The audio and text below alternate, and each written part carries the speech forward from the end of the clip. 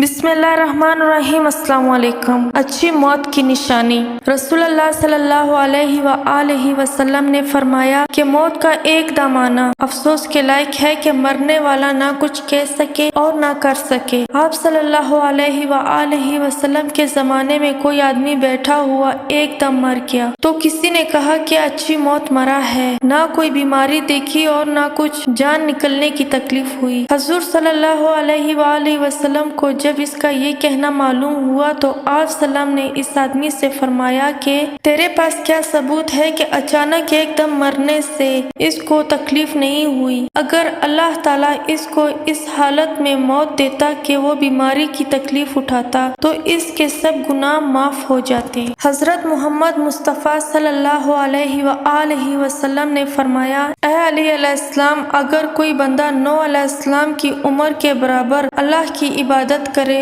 اور احد پہاڑ کے برابر سونا اللہ کی راہ میں خرچ کرے اور پیدل 100 حج کرے، صفا و مروہ کے درمیان مظلومیت کے عالم میں مر جائے، مگر اے علی علیہ السلام، اگر تیری محبت اس کے دل میں نہیں تو وہ جنت تو کیا جنت کی خوشبو بھی نہیں سونگھ پائے گا۔ آپ صلی اللہ علیہ وآلہ وسلم مسجد میں بیٹھے تھے، ایک عورت بہترین لباس اور چہرہ مزین کر کے آئی۔ آپ صلی اللہ علیہ وآلہ وسلم نے فرمایا، عورتوں کو اس سے روکو، بنی اسرائیل پر لعنت اسی وجہ سے ہوئی۔ رسول اللہ صلی اللہ علیہ وآلہ وسلم نے فرمایا، جس نے ایمان کے ساتھ اور ثواب کی نیت سے رمضان میں قیام کیا، اس کے گزشتہ گناہ معاف کر دیے جائیں گے۔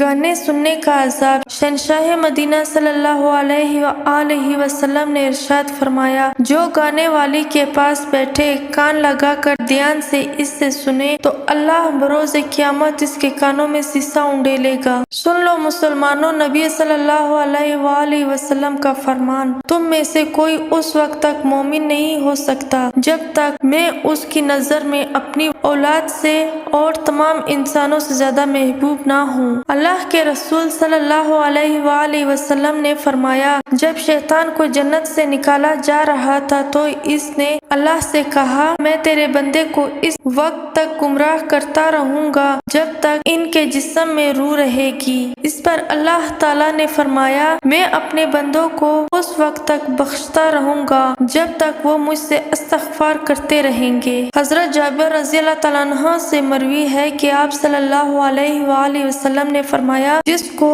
یہ 3 چیزیں مل جائیں اللہ اس سے اپنی حفاظت میں لے لیتا ہے اور اس سے جنت میں داخل فرمائے گا۔ کمزور پر نرمی، والدین پر شفقت، خادموں کے ساتھ بہترین سلوک۔ رسول اللہ صلی اللہ علیہ وآلہ وسلم نے فرمایا، جس نے اللہ کے سوا کسی اور کے نام کی قسم کھائی تو اس نے شرک کیا۔ حضرت علی رضی اللہ تعالیٰ عنہ نے فرمایا، وضو جوانوں کی طرح کرو، نماز بوڑھوں کی طرح پڑھو اور دعا بچوں کی طرح مانگو۔ غصے کا علاج۔ رسول اللہ صلی اللہ علیہ وآلہ وسلم نے فرمایا، غصہ شیطان کے سبب ہوتا ہے اور شیطان آگ سے پیدا کیا گیا ہے اور آگ پانی سے بجھائی جاتی ہے، لہٰذا تم میں سے کسی کو جب غصہ آئے تو وضو کر لے۔ اگر ویڈیو پسند آئی ہو تو فضا وائس چینل کو سبسکرائب کریں اور ساتھ ہی گھنٹی کے نشان کو دبا دیں تاکہ میری ہر آنے والی ویڈیو آپ تک بآسانی پہنچ سکے۔ شکریہ۔ اللہ حافظ۔